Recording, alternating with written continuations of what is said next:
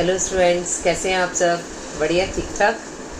चलो अच्छा, अभी हमने जैसे बताया था पेपर नंबर 3 हमने स्टार्ट कर दिया है। और उस दिन हम लोगों ने क्या पढ़ा था? ऑर्गेनाइजेशन पढ़ा था, है ना। एडमिनिस्ट्रेशन के बारे में बताया भी था थोड़ा बहुत, आपको नोट्स भी सेंड किए थे। उस दिन लग रहा होगा कि मैम ने कुछ थोड़ा ही पढ़ाया है, कोई बात नहीं, वो टॉपिक थोड़ा सा लंबा है जो पूरा 5.1 जहाँ पर कंप्लीट हो रहा है। ठीक है, आज हम पढ़ेंगे principle of school organisation and administration कि अब स्कूल पता है हमें क्या होता है, ऑर्गेनाइजेशन पता चल गया, एडमिनिस्ट्रेशन के बारे में भी बताया था मैंने, प्रशासनकर्ता जो उसको पूरा चलाता है। ठीक है, उसमें क्या क्या चीज़ें हैं, इन सब चीज़ों को किस किस चीज़ की रिक्वायरमेंट है उसको पूरी करने का प्रयास करता है। वो क्या आता है? एडमिनिस्ट्रेशन में आता है। एडमिनिस्ट्रेशन को बहुत सारी चीज़ें देखनी होती हैं, समझनी होती हैं, उन सब चीज़ों पे वो लोग एडमिनिस्ट्रेशन जो होता है वो उसको डील करता है। ठीक है, अब है कि इसके प्रिंसिपल्स क्या क्या होते हैं। देखिए, इसके अंदर एडमिनिस्ट्रेशन और ऑर्गेनाइजेशन दोनों को साथ मिलकर के काम करना होता है, तो उसके लिए कुछ प्रिंसिपल्स इम्प्लीमेंट किए जाते हैं, कुछ नियम कानून ये सब चीज़ें लागू की जाती हैं कि तभी हम एक सक्सेस और सही तरीके से किसी चीज़ का संचालन कर पाएंगे। ठीक है, उस चीज़ को करने के लिए क्या है, अब आपको शायद याद होगा मैंने पेपर नंबर 5 में प्रिंसिपल ऑफ स्कूल का कुछ करवाया था, पर चलो ठीक है, करवाया था तो भी अच्छा, नहीं भी कराया वो नोट्स एक बार चेक कर लेना, उसमें भी कुछ दिया हुआ था इससे रिलेटेड। किसी के पास वो नोट्स हो तो बहुत ज़्यादा अच्छा बात होगी, अगर नहीं भी है तो भी मैं कुछ बता रही हूँ, उसको ध्यान से सुनेंगे सारे। पहला आता है लोकतांत्रिक दर्शन का सिद्धांत, मतलब लोगों को इंडिपेंडेंटली बोलने का, कहने का अधिकार होना चाहिए। जब हम कोई भी एडमिनिस्ट्रेशन, कोई भी संस्था या विद्यालय चलाते हैं तो लोगों को इतना फ्रीडम होना चाहिए कि वो अपनी बात को रख सकें, अपनी मतों को वो दूसरों के सामने डिस्कस कर सकें। ठीक है, तो इतना लोगों को अधिकार होना चाहिए, तभी एक अच्छा एडमिनिस्ट्रेशन, ये एक अच्छा स्कूल स्थापित हो पाएगा और उसमें सही तरीके से संचालन या कार्य हो पाएगा। तो इन सब चीज़ों का होना बहुत ही ज़्यादा ज़रूरी होता है। कौन सा है पहला? लोकतांत्रिक दर्शन का सिद्धांत, मतलब फ्रीडम। फ्रीडम तो नहीं कहेंगे, तो स्वतंत्रता हो जाता है।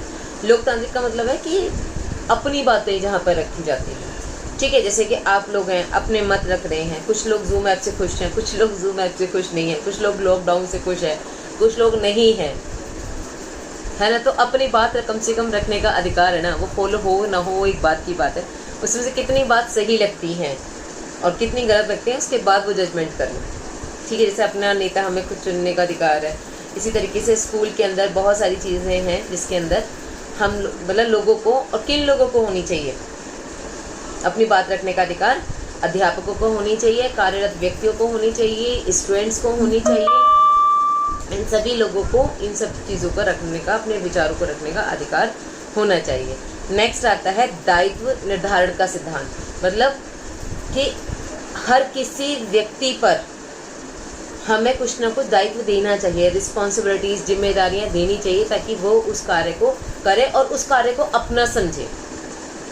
ठीक है, जैसे कि कोई भी क्लास के अंदर मैं तुम्हें कुछ काम कर देती हूँ, कई बार तो बहुत सारी सीआर बनाती हूँ क्लास के अंदर, तो हर बच्चा सीआर बना है तुम्हारी क्लास का, तो हर किसी की अपनी अपनी रिस्पॉन्सिबिलिटीज़ रही हैं, सबकी अपनी अपनी कुछ ना कुछ ड्यूटीज़ रही हैं। सबको लगा है कि हाँ मैम ने हमें इंपॉर्टेंस बहुत दिया है, हमें बहुत इंपॉर्टेंस दिया मैंने सबको है। शायद उस जिम्मेदारी की वजह से आप उस काम को बहुत अच्छे से करते भी हैं कि जिस किसी व्यक्ति को कोई दायित्व दिया जाता है तो वो अपना पूरी सहभागिता उसके अंदर दिखाता है, मतलब अपना पूरा इन्वॉल्वेशन उसके अंदर रखता है। हर कोई चाहता है कि मैं उस काम को दी बेस्ट करूँ। ठीक है, तो जब हम ये इस तरीके से एक ऑर्गेनाइजेशन चला रहे हैं, स्कूल एडमिनिस्ट्रेशन का फिर जो हम काम कर रहे हैं, तो उसके अंदर सभी लोगों को दायित्व देना बहुत ज़्यादा ज़रूरी है और उन दायित्वों के अंदर शामिल करना भी बहुत ज़रूरी है। सिर्फ ये नहीं कि हमने दे दिया, जैसे आप देखोगे तो पहले अपना एक हमारा प्रिंसिपल्स होता है, फिर एडमिनिस्ट्रेशन इंचार्ज होता है, फिर टीचर होता है, फिर टीचर के नीचे बच्चे आते हैं, तो हर कोई ना कोई अपने अपने नीचे वाले व्यक्ति को कोई ना कोई दायित्व देता है, कोई ना कोई रिस्पॉन्सिबिलिटीज़ देता है। इंग्लिश में इसको रिस्पॉन्सिबिलिटीज़ बोलते हैं, कि रिस्पॉन्सिबिलिटीज़ देना बच्चों को या टीचर्स को, जो भी जैसे अपने सुटेबल लेवल पर काम कर रहा है।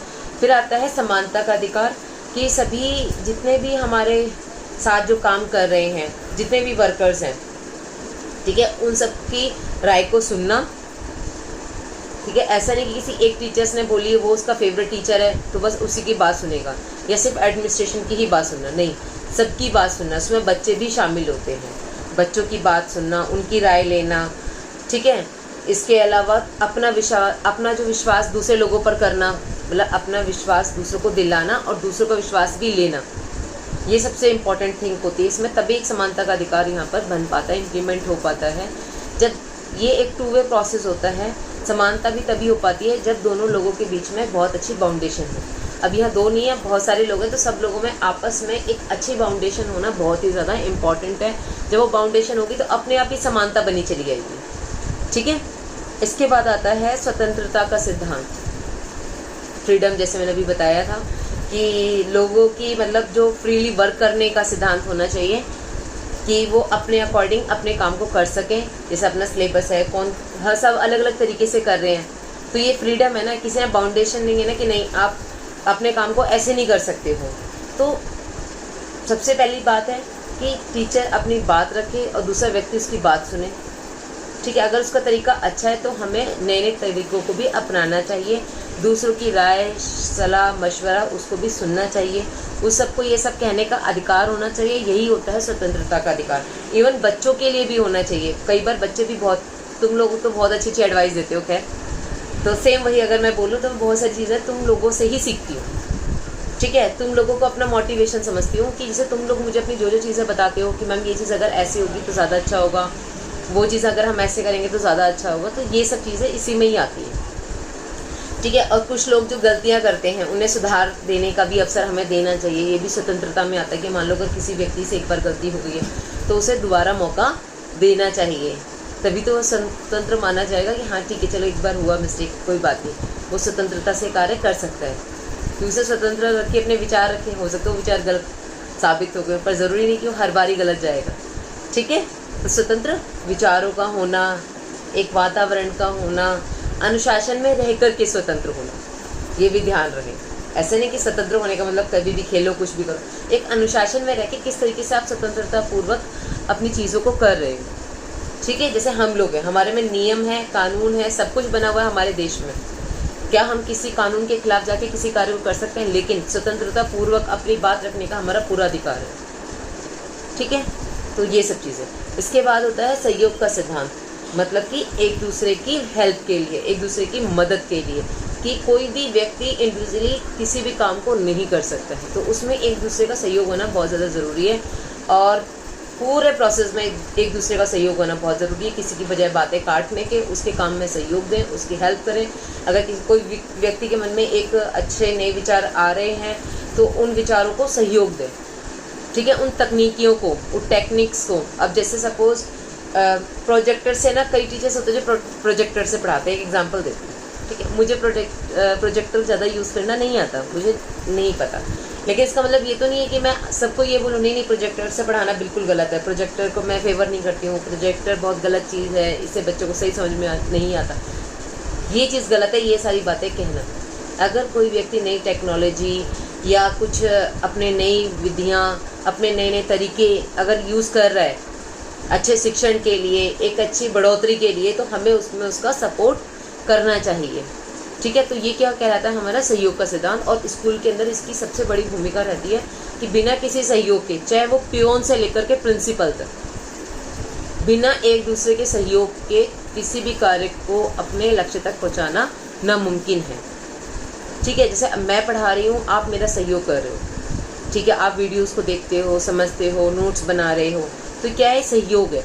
और मेरे ऊपर मंजू मैम का सहयोग है। मैंने मंजू मैम को बोला कि मैं जूम में कंफर्ट नहीं हूँ, मैं वीडियो कॉलिंग से पढ़ाना चाहती हूँ, तो वो मेरा सहयोग कर रहे हैं। तो ये क्या है, एक दूसरे का एक चेन प्रोसेस है। अगर एक तरफ से सहयोग नहीं होगा तो दूसरी तरफ तरीके से भी नहीं हो पाएगा। इस तरीके से कोई काम या कोई भी संगठन या कोई भी चीज़ हमारी सही तरीके से सुचारू रूप से चल नहीं पाएगी, फ्लो में कोई चीज़ आ नहीं पाएगी। तो एक दूसरे का सहयोग करना बहुत ज़्यादा ज़रूरी है। फिर आता है लास्ट में न्याय का सिद्धांत, मतलब कि जब कोई ऑर्गेनाइजेशन या स्कूल जो भी संस्था चल रही है उसके अंदर न्याय का सिद्धांत भी होना चाहिए। न्याय का सिद्धांत का मतलब है कि अध्यापक के साथ सही न्याय होना चाहिए, विद्यार्थियों के साथ सही न्याय होना चाहिए। और देखो, न्याय की बहुत सारी कैटेगरी है, कोई छोटी मोटी कैटेगरी नहीं, बहुत सारी है। एजुकेशंस को लेकर के हो सकता है, फीस को लेकर के हो सकता है, जातिवाद वगैरह के ये जो मुद्दे हैं, लड़ाई अभी हिंदू मुस्लिम कितना सब कुछ चल रहा है, है ना। मतलब उन सब चीज़ों को इस सब में इन्वॉल्व नहीं करना चाहिए। एक न्यायपूर्ण दृष्टि से देखते हुए सबका हमें ध्यान रखना चाहिए, ठीक है। न्याय की कोई लिमिट नहीं है, न्याय तो किसी भी चीज़ में अपना कोई भी मांग सकता है। क्लियर। तो न्याय का सिद्धांत होना चाहिए, और न्याय का सिद्धांत भी मैं यही बोलूँगी शुरू से लेके एंड तक, जहाँ से वो ऑर्गेनाइजेशन स्टार्ट हुई है और जहाँ पे उसका सबसे छोटे से छोटा भी जो कर्मचारी है वो इस प्रिंसिपल्स के अंदर आता है कि सबको न्याय का सिद्धांत होना चाहिए। न्याय के सिद्धांत में बहुत सारी सैलरी आती हैं, बहुत सारी चीज़ आती है जिसमें सैलरी भी इंक्लूड कर सकते हैं हम लोग, ठीक है। ड्यूटीज़, रिस्पॉन्सिबिलिटीज़, बहुत सारी चीज़ें जो उसमें इन्वॉल्व होती हैं, तो हमें इन सब चीज़ों का भी ध्यान रखना चाहिए, ठीक है। तो ये 5.1 आपका आज क्लियर होता है। नोट्स मैं सेंड कर दूँगी, ठीक है। और मुझे बताना जूम पर वाली क्लास ऑनलाइन कैसी रही आशुतोष से, ठीक है। चलो, ओके, बाय।